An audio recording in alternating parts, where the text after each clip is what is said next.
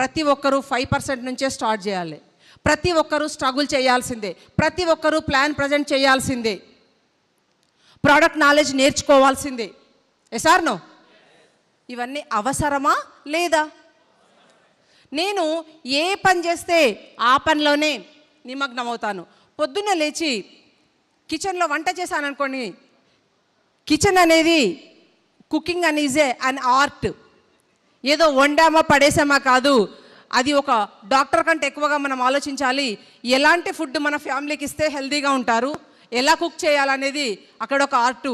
నేను కిచెన్లో ఉన్నంతసేపు నా బుర్ర కిచెన్లోనే ఉంటుంది. అక్కడి నుంచి మళ్ళీ ఎప్పుడైతే ఆఫీస్కి వెళ్తానో, ఆఫీస్లో ఉన్నప్పుడు నా ఆఫీస్ పని మాత్రమే చేస్తాను, నాకు అదే గుర్తొస్తుంది. Being a government employee.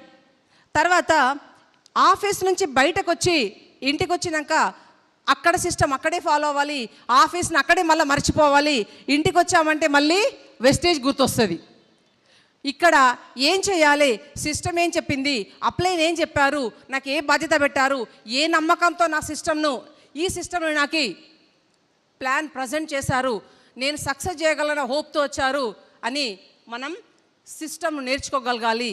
ఏదున్న సిస్టంతో చెప్పగలగాలి, సిస్టంతో ఉండగలగాలి. అప్పుడే మనం సక్సెస్ అవుతాం. సో సాయంత్రం పూట నాకున్న సమయంలో ఖాళీగా మధ్యాహ్నం రాగానే ఓ 4 సీరియల్ చూసి ఒక టైంని వేస్ట్ చేయడము. ఇంకా కాస్త టైం దొరికితే పక్కింటి వాళ్ళతో వదినమ్మ బాగున్నావా, అక్కయ్య బాగున్నావా, ఆంటీ బాగున్నారా కదా, వాళ్ళు బాగానే ఉంటారు. మన టైమే పాడైపోతుంది. Yes or no?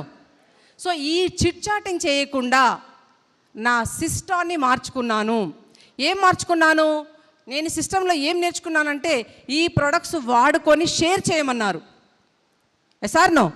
Use the product, then share the product. Next నేను ఏం ముచ్చట పెట్టడం స్టార్ట్ చేశానంటే, కుకింగ్ ఆయిల్ మీరు ఏం వాడుతున్నారు, సో పేస్ట్ ఏం వాడుతున్నారు, జ్ఞాన పేస్ట్ ఊగుతున్న పళ్ళు కూడా అతుక్కుంటున్నాయి, మీరు వాడి చూసారా? ఇలా ప్రతి ఒక్క ప్రోడక్ట్ని, జాయింట్ పెయిన్ సఫర్ అవుతున్నారా, మా హస్బెండ్కి దాది తగ్గడం వల్లనే కదా నేను వచ్చాను, ఐ సపోర్టు సూపర్గా పనిచేస్తుంది.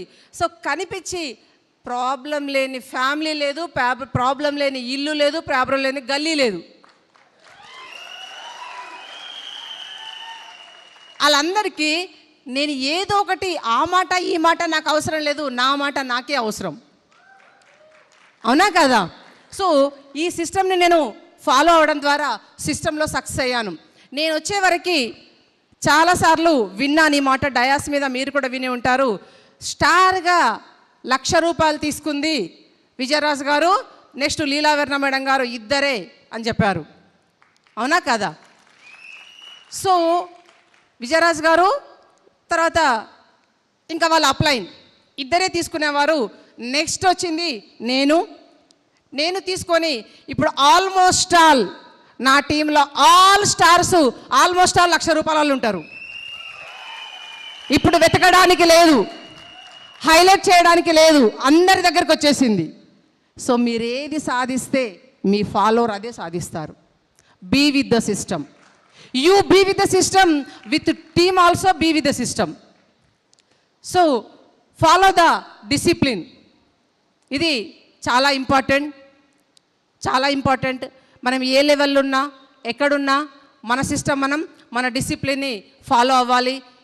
ఏ లెవెల్లో ఉన్నాం, ఏం చేస్తున్నాం, ఎక్కడున్నాం, ఎంత ఎదిగితే అంత ఒదిగి ఉండమని చెప్పారు పెద్దలు. Yes or no? సో అది.